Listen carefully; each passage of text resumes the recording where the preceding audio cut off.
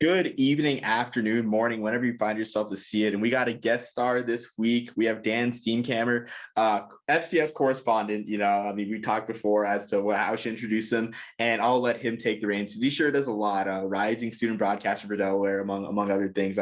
Great to have you on, Dan.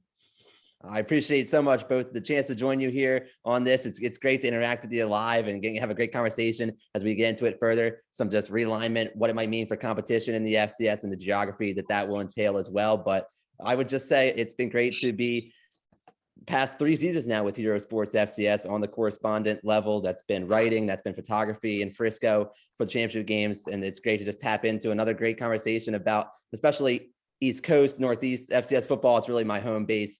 Being at Delaware. So 100% just ready to jump right into it. Absolutely. I'm excited too. I got to say, 3 years on FCS coverage for me, the spring season was what made me rediscover my love for FCS football.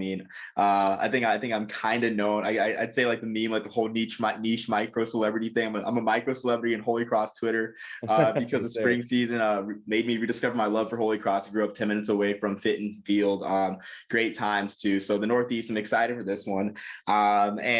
This news involves a conference that you're well familiar with, the CAA, and I'm sure they have crept on a lot of people's radars too, even FBS fans as well, with James Madison moving up to the Sun Belt and just them grabbing so many teams, especially they've grabbed 2 HBCUs, and when people think FCS, they think North Dakota State, James Madison, of course, HBCUs, Ivy League, they think about those schools. So of course, with them grabbing HBCUs, 2 of them, Hampton and North Carolina A&T, they are in the news. So this domino effect has continued. We're not going to talk exactly the CAA, but the domino effect has continued with Bryant being implicated into the Big South, or implicated. They've shown interest for whatever reason since the Big South right now. They're fine in Olympic sports, but in football, they have only, I think it's 4 teams, right? I was, before our show here, before recording, it was my homework. I was like, let me see if I can sort out who's still in and who's in for the future in the Big South football. And I counted 4 as well. I counted Robert Morris, Charleston Southern, Gardner-Webb, and Campbell. And those are your fantastic 4 right there that we have right now going forward for the Big South on paper officially. Yeah, so not so fantastic 4, because a little stat that I have that will sort of play into this discussion, just for some background here. In all, those 4 teams combined, they have 93 FCS seasons. They only have 3 playoff appearances across those 4 schools, with Gardner-Webb and Campbell never making the playoffs. Now, I'll cut Campbell some slack because Campbell began their program in 2008. They didn't take things that seriously as a Pioneer League member. Obvious sign that you're not a football school, unless you're San Diego. Well, even San Diego's not a football school, but obvious sign you're not a football school is if you start off in the Pioneer League and they're like, oh, okay, maybe we'll get serious to win the Big South. So really, 4 schools, but 4 schools that aren't in a great position football-wise. 100%. On paper, it just isn't the strongest half of the league. I was a little facetious in saying Fantastic Four. I'll give them some credit because I am curious to see how these 4 teams perform, assuming the Big South stays together and continues to sponsor football. Curious to see how all these remaining 4 schools perform, even with the possible addition of Bryant, because you have Monmouth on the way to the CAA, Hampton also on the way to the CAA. Kennesaw State should also be mentioned as going to the Atlantic Sun, and that's been known for about the past calendar year or so. North Alabama is a program that's very young but on the rise, also in the way to the A-Sun. And the Monmouth mention that I made, Kennesaw State and North Alabama, all those more of the prestigious programs in the Big South, and they'll be clearing their way out. So the Big South, there's somebody has to rise to the top, and I am curious if maybe it's going to be one of these 4 remaining schools who doesn't have the pedigree, but with the opportunity, maybe could do something with that chance. See, I agree with that too. That's another point that I want to talk about too, is the Big South is usually, I wouldn't say usually, but it's not difficult to see. I guess it's not out of the blue to see them as a multi-bid conference, but those 2 bids are usually always Monmouth and Kennesaw State. So, the parity's not really there. I can sort of see why Brian is seeing this. I guess seeing it being a multi-bid league in the past, which I highly doubt that it will be in the future. But maybe seeing this sort of vacuum. I want to know your thoughts, Dan. It's important to note, Bryant, it's been reported that they're interested. Really, it stemmed from the domino of just more and more information coming out of North Carolina A&T, where AD Earl Hilden's comments made to the trustees at NC A&T became public through Stephen J. Gaither's reporting at HBCU Game Day. So shout out to Stephen Gaither for plugging us all into Hilton's comments. They included where we are to likely departing the Big South. But as a side note to the trustees, he noted that the Big South is working with Bryant. That was the quote that Gaither cited Hilton as saying it. So you think about Bryant and the Big South working together, why would that work? It kind of goes to your question. Well, Bryant, there is a history of Big South having northern schools, or at least northern relative to the bulk of the conference. Stony Brook was in the Big South prior to joining CAA football, and now Stony Brook's on the way to CAA for all sports. But nonetheless, Stony Brook was in the Big South. Monmouth is in Jersey, which is well north of the Big South's main footprint, also on the way to CAA now for the Hawks. But there's a track record of northern outposts for the Big South, and Robert Morris should be included in that as well, being in that Pittsburgh greater area too. So Bryant being in Rhode Island is a whole nother level of north for the Big South. But Bryant, assuming that the Bulldogs, as it's been rumored in different places, depending on what you read, the chatter you like to listen to, Bryant might be interested in joining the America East for non-football sports, or the Metro Atlantic Athletic Conference for non-football sports, the MAC with the double A, as I call it sometimes. Either of those options would be non-football sponsored conferences that do not sponsor FCS competition or football in general whatsoever. So Bryant would be looking for a football only home. And there are only so many conferences on the East Coast other than the CAA, the NEC that Bryant already occupies, and the Patriot League, which you, as being your Holy Cross connections, you know the Patriot League very well. Specific academics are in play with the Patriot League. As far as fit goes, you could debate either side of that coin as looking at particular aspects of Bryant's profile for that. But I think when it comes to the Big South needs an extra football school, or I shouldn't even say extra, they're in need of bodies for football, and preferably two eventually, as Bryant needs a football specific, maybe just one conference solely for football. And so that could make it, if not geographic fit, a good marriage. So you mentioned geography there, and the geography is interesting too, because Bryant especially doesn't have a travel partner for football. I mean, doing the calculations, Robert Morris is their closest would-be Big South conference mate at 572 miles. The furthest trip is a 945-mile trip to Charleston Southern. And I don't know. So I guess from your perspective, do you think regional rivalries matter for like fan interest? Because I mean, I can imagine fans getting more excited to play like Sacred Heart. Who else? Like, I mean, any of the schools in the NEC like that are in like the greater even, to shout out another school. Yeah. Mm-hmm. Yeah, exactly. Like any of those schools, and like getting excited to play like Charleston Southern, like a school like they don't have much in common with. Obviously, it's an intersectional game, which like those are cool if they're a novelty. They're not cool when it's a conference game, you know. I totally see exactly where that idea comes from. And I think it's very, very much valid for football in particular. If Bryant is going to end up being football only in the Big South, it would be just an odd experience for Bryant athletics fans in general, fans who follow Bryant athletics across the board, seeing their football schedule filled with schools that, as you kind of alluded to, they don't have an extensive history with.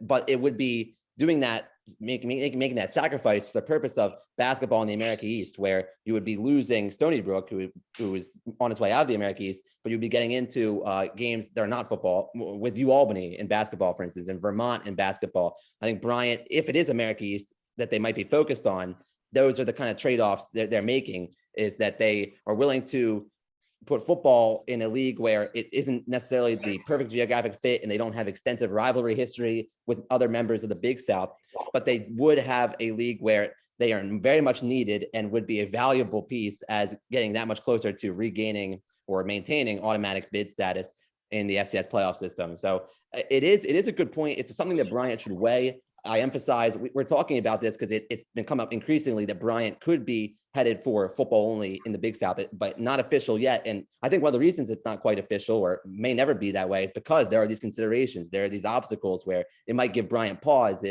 Are we prepared fully to have a conference schedule that A, requires extensive travel in a COVID economics environment still, where that is hardly preferable for any school or conference in the FCS, and B, just what's going to get not only our fans, ticket buying fans, but alumni engaged, just following of the program in general. Will that energy be up for a Big South schedule that is very unfamiliar? Yeah, absolutely. I didn't do the research on how Robert Morris fans adjusted. I guess shipping away from like the two rivalries for St. Francis and of course Duquesne, but I can't imagine that those games drew well this year. Which I mean, I might do a quick research while you make one of your points, Dan. But yeah, I mean, I think it's interesting for sure. Like if they're really ready for that, because I mean, I was throwing it back. Like the NEC is.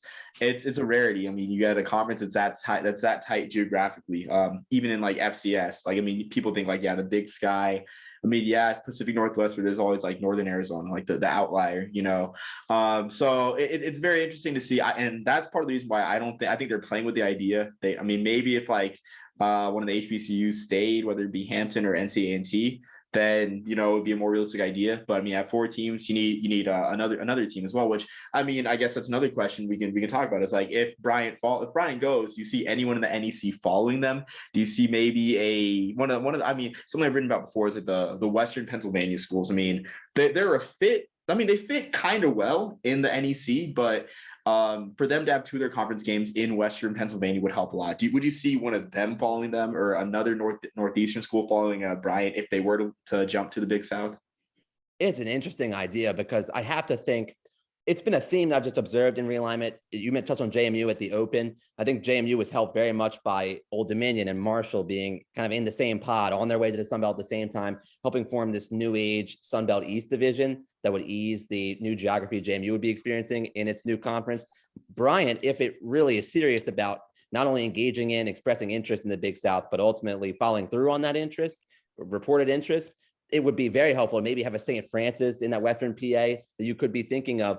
But I think in the case of St. Francis or any other Western PA school you might want to throw out there, or other existing NEC football school that we might like to speculate about, it would need a situation that we believe is happening at Bryant, where Bryant has maybe interest from even an invitation that we don't yet know about publicly from the America East or another non-football sponsoring conference for all other sports that are not football. And I would have to think that would be the scenario you need, so that only football has to go the distance for of Big South schools. Makes it manageable for Bryant, I believe, from afar, is just it's not field hockey or volleyball having to make trips to Charleston Southern. It's just football every couple of years. You know what I'm saying? So I think that keeps things manageable for Bryant. But at the same time, if there were another school that could also get a football only Big South tailored invitation, it would really help the Bulldogs out if this is something they're seriously looking to follow through on, because it's hard to be on an island. JMU, if it weren't for the extra moves or just moves paired with JMU that the Sun Belt is making, the Deuce could be looking at a less realistic situation, but they are aided by having neighbors who are doing not the exact same as they're already FBS, but just making that same move to that same conference, to the Sun Belt. And so if Bryant could have a buddy system in the same way, I think the Bulldogs would take that, definitely not be too territorial or anything like that. Absolutely. I mean, travel partners are so important in conferences. I mean, you look at Chicago State and UMKC. Once UMKC left for the the Summit League? Yeah, the Summit League. It was pretty much writing was on the wall for Chicago State, because of course the WAC expanded into Texas, of course, and they really had no travel partner to offset that. So I mean, travel partners are huge. So I mean, we'll see. We'll definitely see, I guess, if this comes to fruition.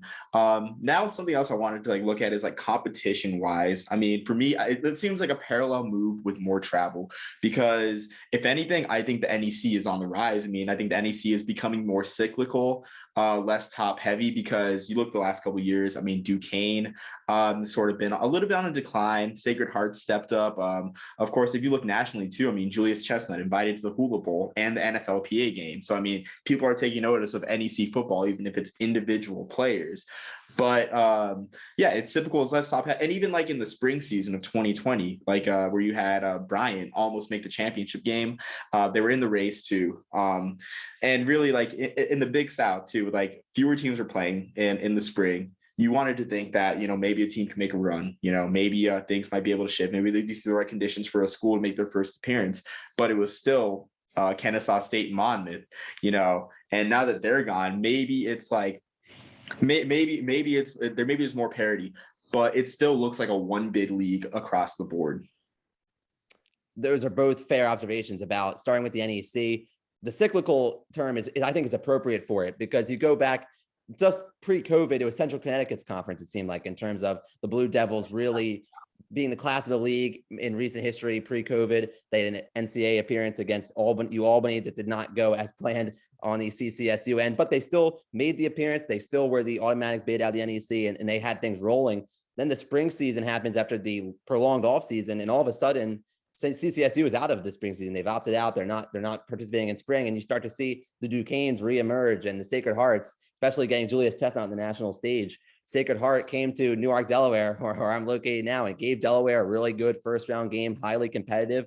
That followed a playoff game a couple years before in 2018, Duquesne actually defeated Towson on the road, first round, defeated a CA school. Sacred Heart, as I mentioned, with Delaware, was playing a CA school tough. So these NEC schools that we name in particular, whether they're Central Connecticut a couple years back and more recently Sacred Heart and Duquesne at the top, Bryant in the spring, they're all slept on, I think, nationally in terms of just, they're not that far off from pulling off an upset on any given Saturday against any number of the teams in the CAA. For instance, the CAA spanning so far up and down the coast that a little bit of a measuring stick for all of FCS East Coast football. And so I think the NEC does deserve its props, and maybe Bryant shouldn't be looking at this as a competitively, move that's moving up competitively, because I don't believe it is. It could be more lateral as you described it, but for the other sports, for basketball, all the other non-football sports, I think that's something where they really like maybe the America East could offer the Bryant Bulldogs. But the Big South, it was so top heavy. We've gone back to it again and again. Kennesaw and Monmouth.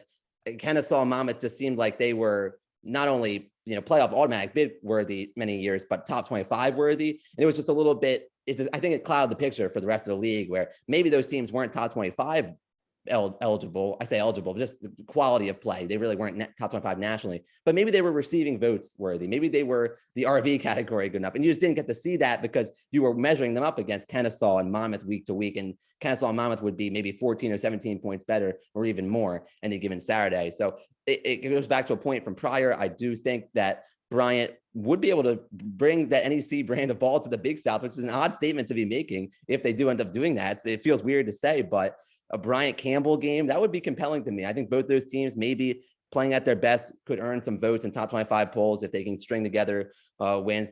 Campbell recruits really well. Bryant has been making strides in recruiting in the Northeast corridor. So just that's a matchup that if for no other reason, I'd like to maybe see Bryant make this bold move, because it would bring up new matchups that don't have the history as we've talked about, but they would be new faces, new coaches, new schemes going against each other. And there's a lot to like about that.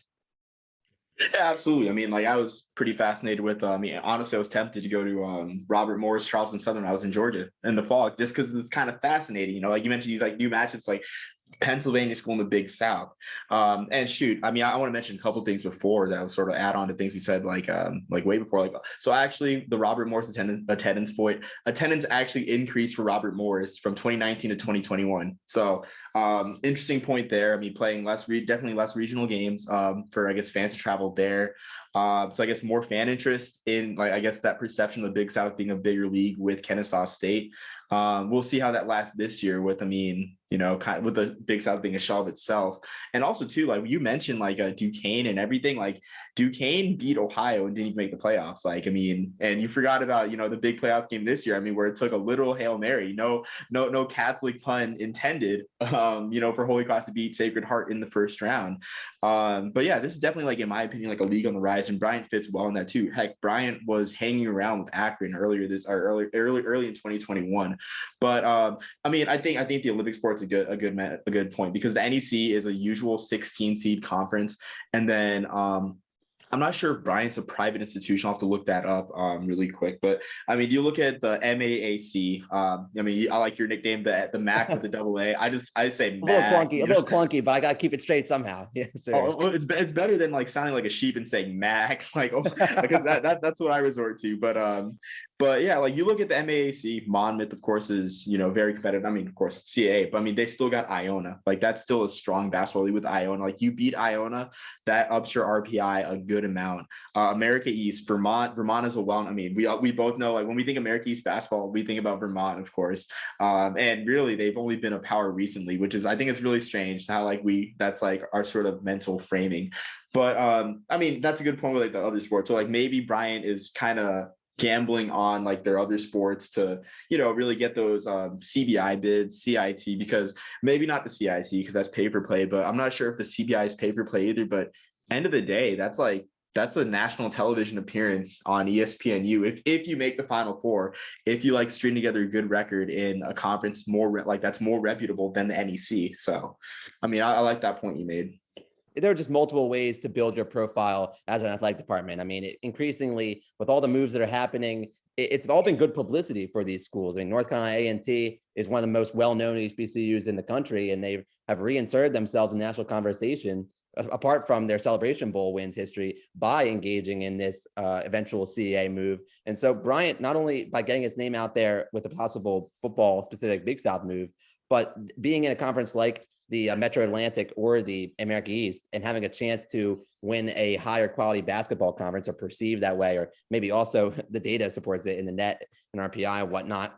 Things all that nature that you just articulated. I think it's all goes to show that even my FCS football lens, I'm viewing it through the football lens specifically, and you look at it and we question it for valid reasons that we've touched on prior in the podcast, but you got to take the big picture, and maybe it is a gamble. It's a gamble on those other sports to bring the entire department, the entire university up. And maybe that helps football recruiting along the way. Just a school always looks better when it does well in the NCAA tournament, or at least appears in it in March Madness, or gets in any college basketball postseason tournament and does a little damage. So that could help bring football along too. And hey, maybe compete with that number one. I go back to that number one class at Campbell, number one recruiting class. If you don't look at Travis Hunter at Jackson State for that matter, just to be clear, but Campbell recruited so well. Charleston Southern's in a good location, so you'd expect them to kind of awaken again at some point down the line.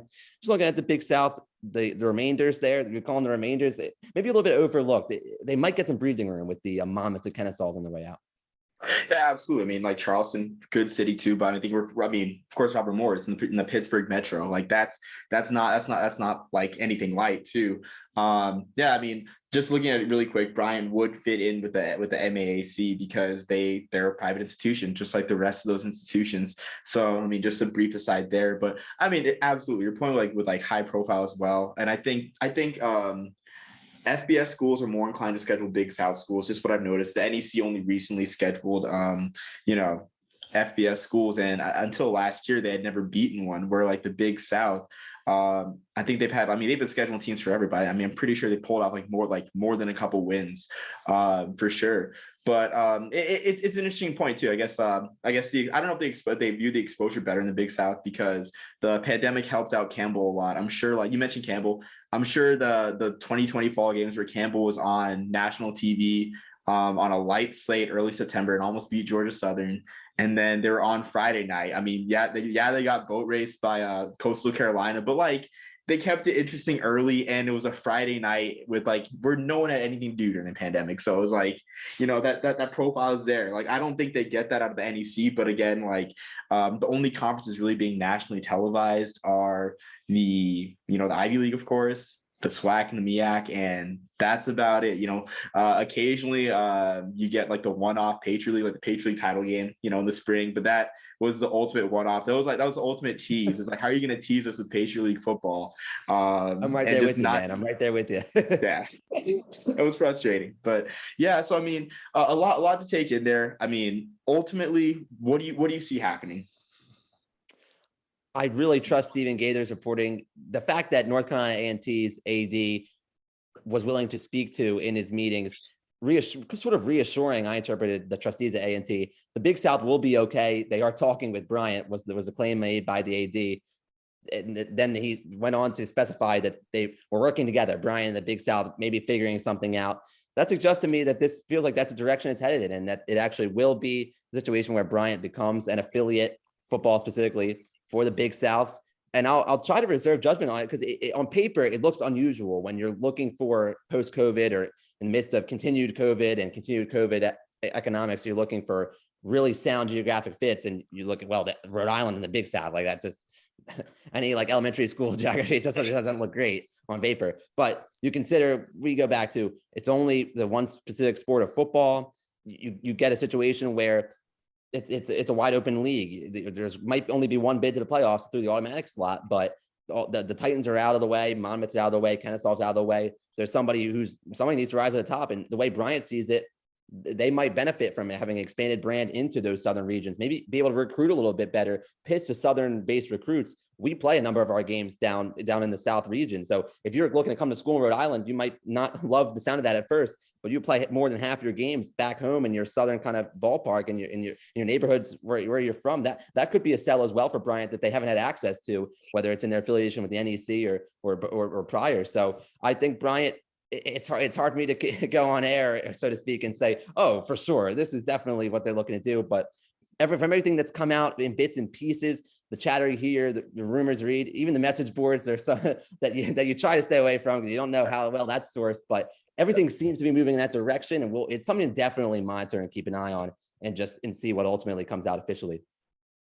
No, absolutely. I mean, I like the point. I mean, we both forgot about recruiting early on, but like that's huge as well. I mean, especially the South being the hotbed of football, it is. And as you see college football become more regionalized, and we see that with like the SEC's domination in FCS in FBS football, and even FCS with the SoCon having some strong seasons. I mean, it makes sense if Bryant wants to strengthen their program and get that Southern exposure. So, I mean, I'm on the fence too. Like, I'm a skeptic of this move, but I can see it happening as well. But I mean, that puts the Big South in position to get another school then, and then potentially, I mean, honestly, I can see the Big South maybe getting like actually, honestly, the Celebration Bowl life is fine. I was going to say Morgan State or a Delaware State, but it's like, why would you leave that? Why would you leave the MEAC for another unstable conference that does not have a national television contract, or national television exposure like the Celebration Bowl or the Thursday games too? Like on a Thursday night, Right. if Right. the NFL game gets out of hand, or